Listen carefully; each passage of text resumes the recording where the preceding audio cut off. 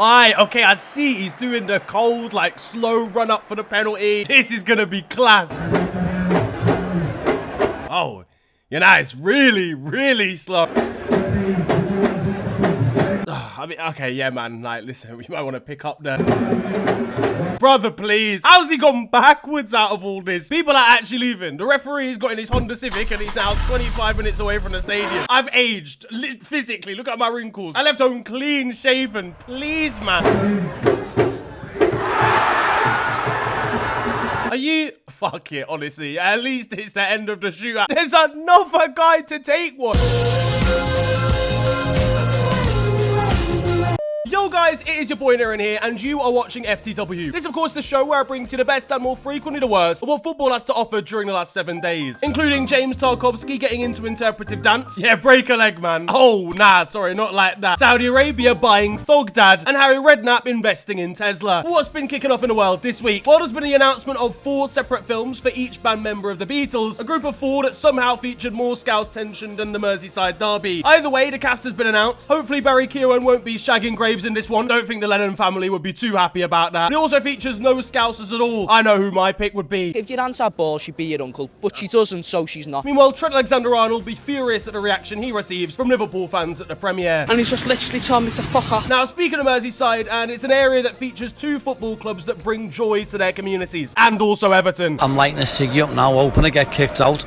The Merseyside derby was the talk of the Premier League this week, but before any of that, Mo Salah posted a video of himself with Liverpool teammates, including Trent Alexander-Arnold. These lot have hosted an intervention for the geezer. They're gegenpressing him in his own home, though things will get a little bit awkward when Salah tells them he's actually leaving first. Yes, I feel betrayed. Dominic Szoboszlai, meanwhile, checking himself out before Salah actually took the video. Now, obviously, there was going to be tension going into this one. Curtis Jones undoubtedly wanting to have it out with Abdoulaye Doucouré after the last visit, and just 7 weeks after a dramatic Merseyside derby that saw James Tarkowski responsible for at least 20,000 new pregnancies. This time he'd almost be responsible for medical care of a different kind.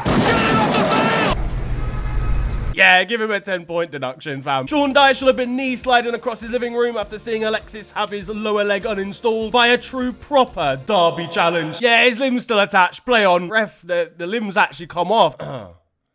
I can still see the limb. Play on. This act of terrorism only resulted in a yellow card after a VAR check, something the PGMOL has now U-turned on after logging into their Twitter accounts. What are we even doing here? I know he's cleared the ball beforehand, okay? But the follow-through is absolutely mental, even at full speed. And for those, for some reason, bringing up a challenge from 1998, yes, this Van Dijk one is a red as well. And it's actually less reckless than the Tarkowski one. Either way, at the very least, James did apologise to McAllister at full-time, which is nice to see genuinely. It obviously wasn't on purpose, he didn't mean to harm him. Now you're probably wondering why I'm not actually talking about the game, and well, that's because it was absolute arse for the first half. Only for Diogo Jota to spark the game into life with the winning goal, 1-0 the final score. Luis Diaz was offside and definitely interfering with play here, but not given, seen as the VAR room communicated through Braille for the full 90 minutes, culminating in Darwin Núñez getting a yellow card for being absolutely leathered by Jordan Pickford. I know he's got the brain of a Labrador, but we don't actually have to put him down. But the game could have been oh so different. Beto hitting the post for Everton after a wild miskick from Virgil van Dijk. This was match fixing. I don't care what anyone says. This is corruption. Bro air kicked it violently. A demonstrative defensive disaster. And I tell you what, I'd have had words for Andrew Robertson if we'd ended up losing as well. Why are you doing no scopes in the area when it's 0-0? He was getting inventive trying to swing crosses into the box. Meanwhile, on the other side, and Curtis Jones was playing at right back due to a current wing back injury crisis, Arnie proving to Trent he can replace him with any old Scouser. That was an important win for the Reds as Arsenal had beaten Fulham the night before. A 2-1 victory for the Gunners. Bukayo Saka was back to business. Yes! Come on! He was back from injury and back on the score sheet, celebrating with the medical team after all the hard work they put into getting back to full fitness. Kieran Tierney should have been doing that for years. Anne Hathaway, well known as an Arsenal fan, posted a picture welcoming Bukayo back in the club's away kit. She was doing so well, man. I don't know if Bukayo will be able to contain his excitement, seeing he's got a DM from that actress. He's actually matched Phil Foden's goal tally in half an episode of EastEnders. Meanwhile, down on the touchline, and Calvin Bassey was distracted, slapping his cheeks at Arsenal fans, giving them some banter back just seconds before Bukayo doubled their lead. Gabriel Martinelli actually managed to remember that he's Brazilian for this game, but still no recognised striker for the Gunners. Mikel Arteta excited getting told that he's got the budget for a striker this summer, only to look at the date and see it's April Fools. Speaking of recruitment for Arsenal, and they've hired a new technical director in the form of Andrea Berta, who used to work for Atletico Madrid. Some of the list of deals include Joao Felix being signed, and honestly that should get him arrested alone, so good luck Arsenal fans. United realised they'd given their fans a little bit too much to celebrate over the last couple of weeks, so returned to their default settings of being absolutely shit by losing to a woodless Forest. Not a very good Forest realistically if there's no wood in it. That was shit.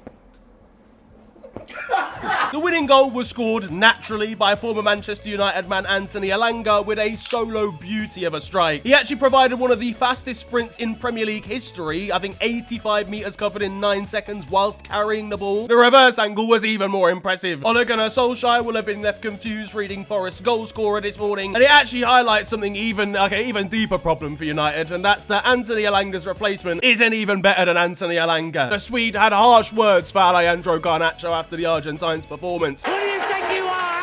His highlights were an absolute disaster class here, and United fans reckon that he's actually refusing to pass to one of his teammates on purpose, being new boy Patrick Dorgu at left back. Realistically, he just doesn't want to pass to anyone. The guy can't make a good decision to save his life. Meanwhile, Amorim, with this result, he's officially hairless, guys. I'm sorry. It's time to accept him into the boldness society with open arms. Leave the hair before the hair leaves you. If he ever sits on a wall, he's finished, guys. I'm telling you now, okay? And just to add insult to injury, over at Aston Villa, they beat Brighton 3-0, with Marcos Asensio being important to the goal scoring, helping to turn Villa's season around, alongside United loanee Marcus Rashford. I'll say this directly to Man United fans. You're not a decent club anymore. John McGinn just knew Asensio was going to be cold, even from 2017. Meanwhile, Marcus has got a spring in his step, seeing the temperature raised by 3 degrees, and him getting on the score sheet. You're right, Neymar, yeah, Sonia. United, honestly, how hard must it actually be to watch? Like, you got Elanga scoring against you, Anthony doing well for Betis, Rashford scoring for Villa. I'm half expecting Adnan Januzaj to come back out of nowhere and score a hat-trick for a team in Kosovo. Onto the cup competitions though now. Of course, Newcastle won the Carabao Cup last month. They held their open-top bus parade around the city, and the scenes were absolutely wild. Alexander Isak could be seen celebrating with the trophy alongside Geordie supporters, and the general vibe here, obviously, again, Newcastle haven't won a major trophy in about 70 years. It's been a long time coming for such a massive club, and their fans were soaking up every moment. Greg's sausage roll and £1.47 pint in hand. This video from Emil Kraft, who's their one of their backup wing backs, was absolutely crazy. Meanwhile, Bruno Guimaraes was told not to swear on TV. Don't think he quite got the memo though. Bruno, you can have the microphone as long as you cut the swearing. What did you say to the boys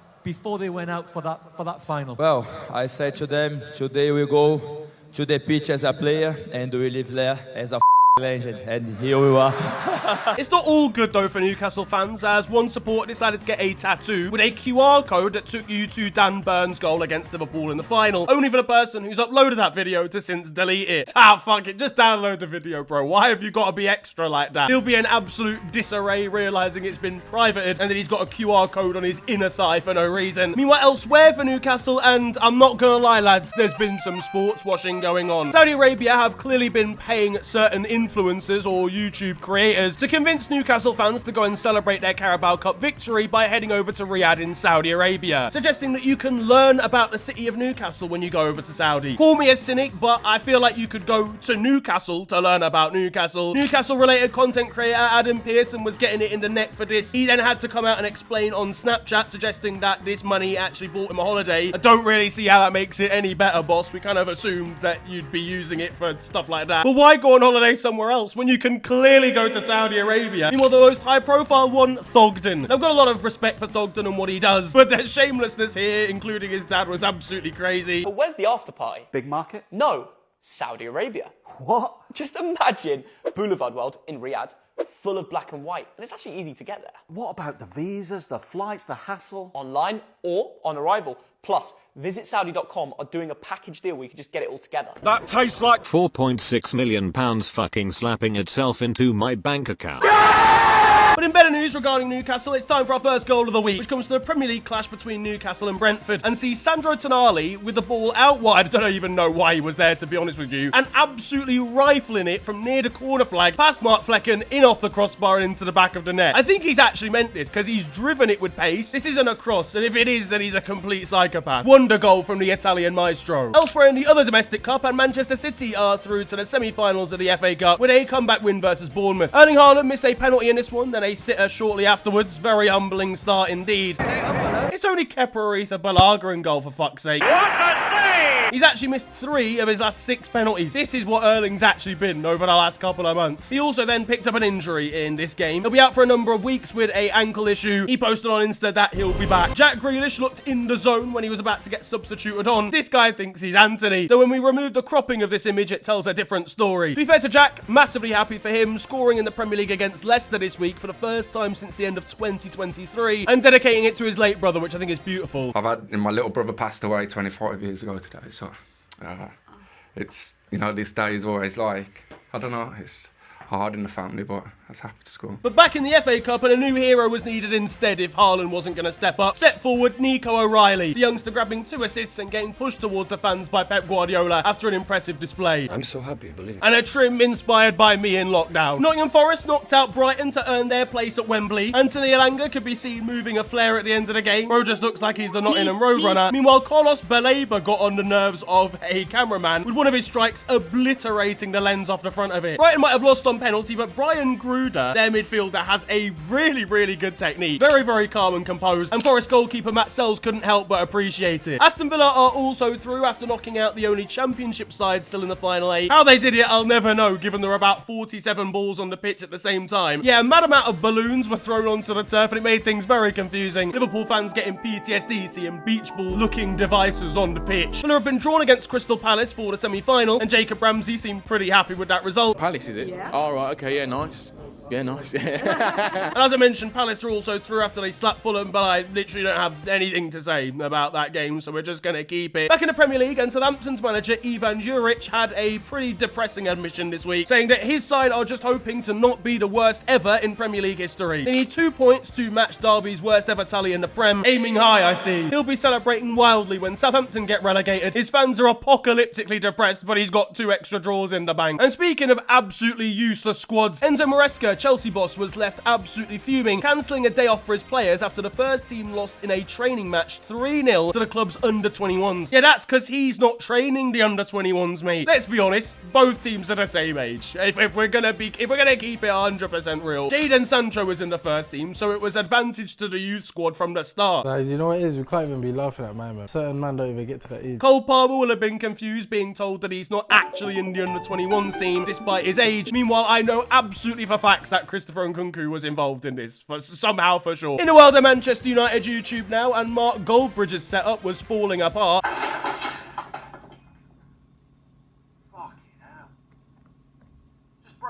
Look, listen, he's just making sure his setup gets into the spirit of what Old Trafford is like in real life, seeing as he's not actually there usually. Meanwhile, former Portsmouth, Tottenham, and basically every club you can possibly imagine manager Harry Redknapp was caught doing an interesting salute this week.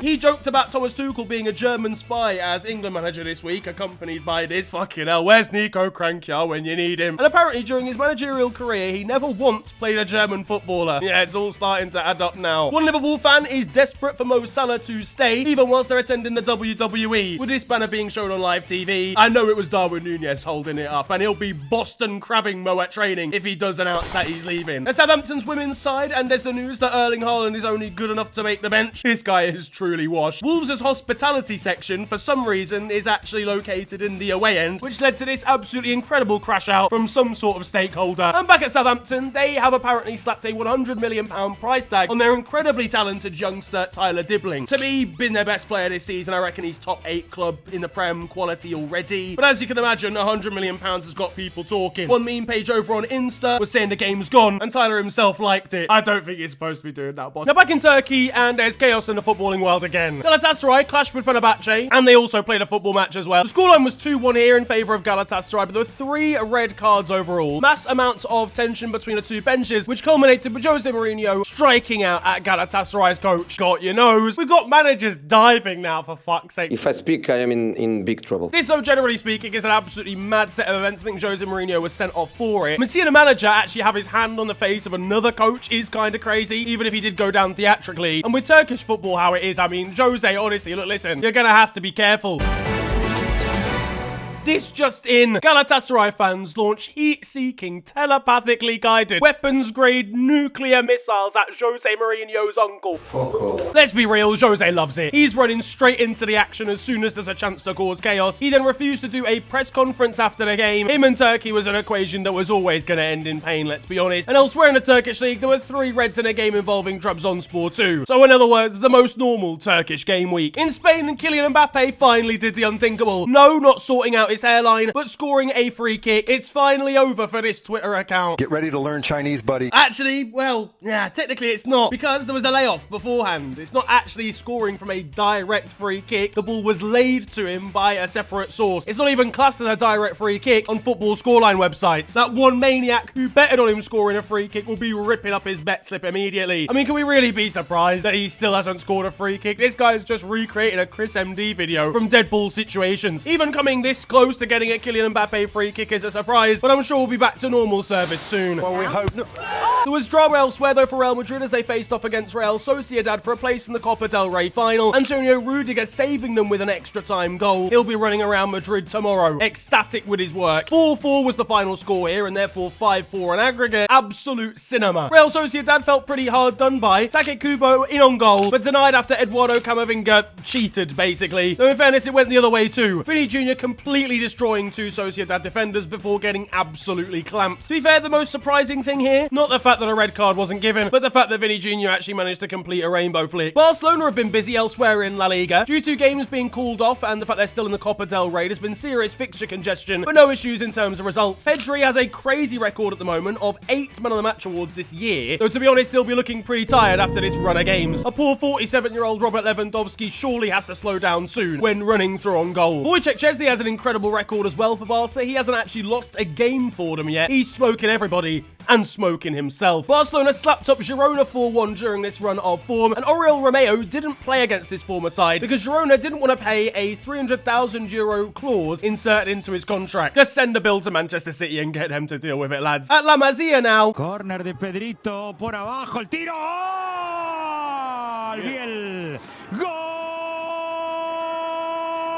del Barça. We've got Barca kids doing Sue celebrations, bruv. We've reached a point where we've got kids that don't even know Ronaldo played for Real Madrid, fam. These lot think that he's an Al Nassr legend. And Espanyol versus Atletico Madrid, and now doesn't seem like a great time for this linesman to try and indulge in his dream as a child of becoming a breakdancer. How do you even end up in this position? Twister in the VAR room must be going absolutely crazy. At Real Betis, and look, I know what day it's been recently, but this is genuine. Anthony kinda killing it over there. He could be seen celebrating with Adrian. How have we got a picture of 2 terrorists together? This is like Osama bin Laden and Saddam Hussein getting in a pop world photo booth together. Midfield maestro Isco even joked about starting a crowdfunding campaign for them to sign him permanently. And here I was thinking a GoFundMe for Anthony would be getting him out of Manchester for very different reasons. Though he did return back to reality by losing to gravity whilst trying to perform some stepovers. In Italy, and there was tension at Milan. At half-time, Kyle Walker could be seen talking to Joao Felix, where he said the Portuguese forward needs to pass a little bit more because, quote, you're not Messi. I wouldn't have that, Joao, by the way, if that was me. Mate, you're barely Kyle Walker these days. Let's not get rude. Although, to be fair, what does Felix even do, to be fairness? Thinking about it, maybe you should actually have that, Joao. He's gone 007 and no one's actually cared. At Fiorentina, and Moise Kean has a unique way of getting himself off the floor. A couple of weeks ago, I told you a story of Lorenzo Luca, who refused to give a penalty to Florian Thauvin whilst playing for Udinese. He scored the penalty. There was a massive palaver about it, and the rest of his team refused refused to celebrate. He then got substituted off immediately. Well, apparently they've left it in the past, as Lorenzo just offered to buy the whole team a steak dinner instead. Meanwhile, there was concerning scenes for Jens Odgaard, who plays for Bologna, when a massive weird circular scar appeared on the back of his neck, leading some fans to speculate whether he'd been bitten by a zombie. He could be seen walking around the streets of Italy earlier that morning. Apparently it's just medicine that he's using. Brother, stop using the medicine, whatever it is. Down in Serie B though now, and this goalkeeper's let the intrusive thoughts win.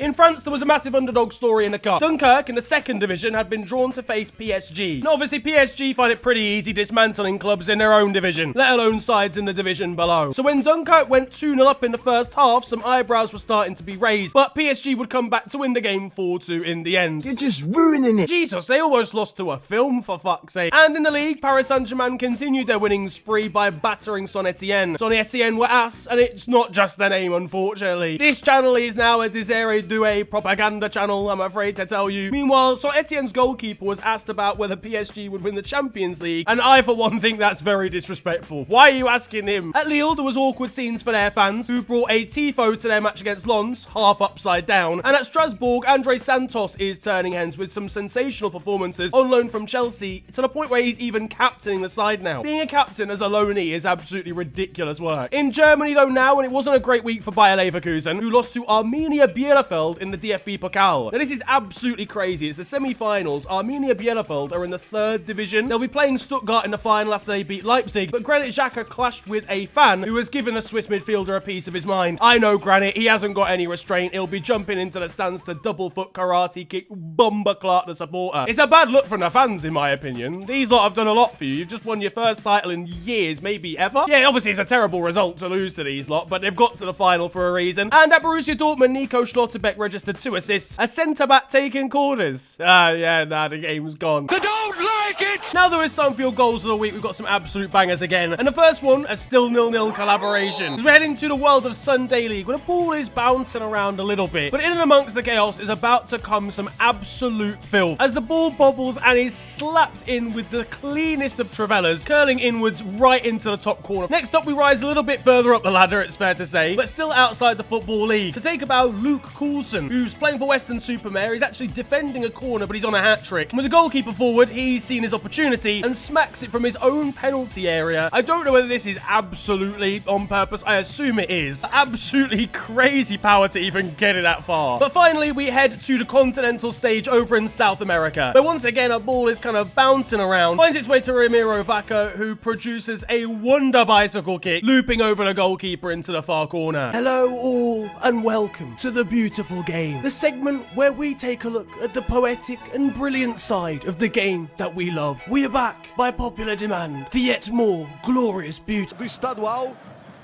pro brasileiro, a irritação do Cuca. O Cuca até sentiu, acho. And that concludes The Beautiful Game. Now, over in America and at Inter Miami, Lionel Messi's got himself a new trim. This man's head shape is absolutely mad. Their name is Lionel. Leo, that's not how it works, G. And clearly this trim's giving him a little bit more confidence, as he was getting aggressive with another MLS defender. His manager, meanwhile, Javier Mascherano, is being asked all the important questions in press conferences. Michael Jordan, LeBron James. He needs to bring out his inner Liverpool defensive midfielder and just, like, slide tackle this journalist. He doesn't have time for a new sport. But maybe LA Galaxy's goalkeeper should focus on a new one instead, as Luis Muriel hits this free kick from range and he's dropped it over his own goal line. In Peru, though, now, we've got one of the maddest things I've seen this year so far. Clearly a coach not too pleased, alright, with a decision that has been given against his side. And so instead of complaining, instead of getting in the ear of the fourth official, he's run onto the pitch with a bottle. Now, this is ill-advised, let's be real. I don't actually know if it's a plastic bottle or a glass bottle. Let's say for the sake of drama that it's glass. Either way, the referee's not taking any prisoners. He's seen this coming and unleashes the filthiest karate kick right into his chest. The game, I think, is abandoned. All hell breaks loose at this point afterwards. But don't mess with this guy if he's in the VAR room. I'm not being funny. I just don't see how you can give an offside. I will murder you. There was even more violence going on in Brazil, as Memphis Depay has been rinsing defenders over there for some time now, since his move over from Europe. And the Dutchman brought out even more skill, standing on the ball down in the corner flag, only to cause a mass brawl between both sides, which saw him getting shoved around, people getting smacked about. And I think that's unfortunately had a bit of an impact on Brazilian football, as this under-17 youth player decided to pull off the same trick only to get given a yellow card for a foul by the referee. The game is gone, ladies and gentlemen. Victor Wanyama's playing rights, though, are gone as well. He returned, quite surprisingly, to Scottish football, signing for Dunfermline in the 2nd division, having played at the highest level for Celtic a number of years ago. On his first game back, he got himself sent off for handling the ball after tripping over as the last man. But he just wants to go home and eat his spaghetti, man. In Mexico, and this mascot is firmly not locked in. Meanwhile, at Trabzonspor, and they created history at a youth game, packing out their stadium with a 40,000 person attendance for a under-19s game, which they of course went on to win. I'm not surprised. The other team's not used to playing in front of more than 7. In Switzerland, and young boys felt charitable this week. Servette's Ultras were recently banned from a section of the crowd, and because of that, they didn't have their usual drums to create an atmosphere, quite literally drum up the sound. Well, the young boys decided to bring an extra one, and Servette fans could be seen running across to their end with their new instruments. In Argentina and in the Copa Sudamericana, Huracan players decided to get an economy flight with the rest of the fans who are also travelling back, and they got a hero's welcome.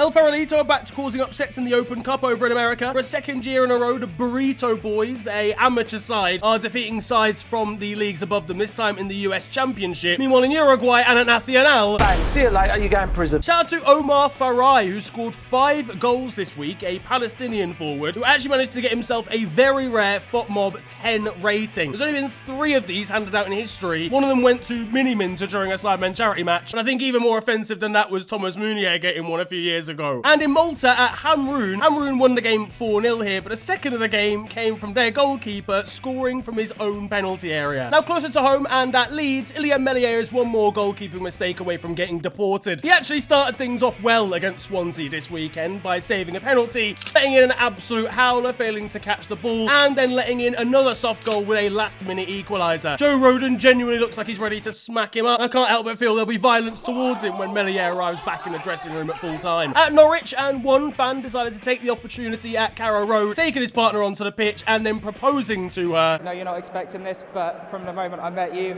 I knew you were the one for me. So...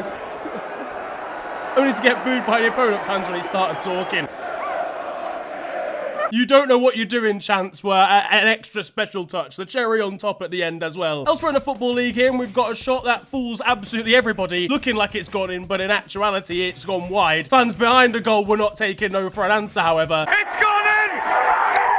Oh, it's gone in! You stupid cow! A footballer playing down in the lower leagues who managed to score not 1, but 2 Olympicos, so goals directly from corners in the same match. Not only in the same match, but one to make it 2-2 with 10 minutes to go, and then one to give his side the lead and make it 3-2 with 5 minutes to go. I asked the club for the footage, and he said they were wind-assisted. Honestly, Luke, I don't care if they were alien-assisted. That is still a decent effort. In Estonia, and one cameraman managed to forget what his job was whilst holding his equipment, because he managed to miss this goal being scored by an under-21 side. Another man not doing his job is whoever built this trophy for the Parabano Championship Cup in Brazil. We've got a kid just bobbing out of nowhere in the foreground, only for the trophy to completely implode behind him. Shout out to Catarina Campos, who becomes the first woman to ever referee a men's Portuguese game this week, as she officiated for Casa Pia versus Rio Ave in Norway. And shout out Brands Emil Kornvig, not for something good, he actually managed to score one of the most unique own goals of this season so far. And in Bulgaria, recently I told you the story of a man who was given a minute's silence because the club that he used to play for thought that he died, only for him to turn out to actually still be alive. Well, Patko, he turned up at the Bulgarian team to go and watch them this week, and he'll be even more confused when he gets that minute's silence again.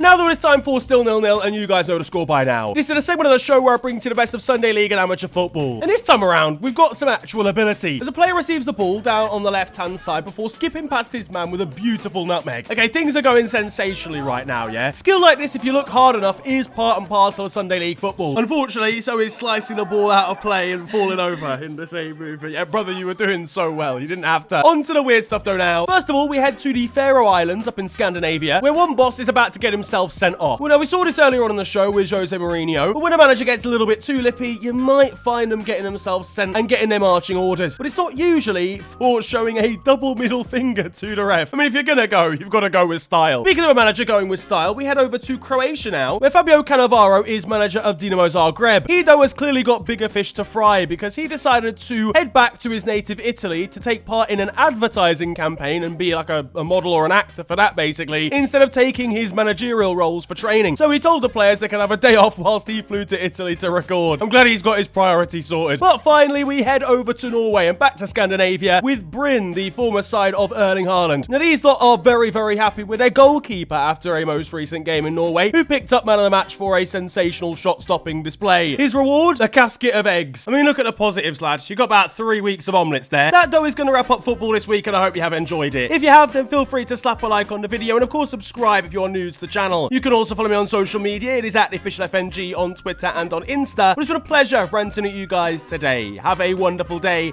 enjoy yourselves, and goodbye.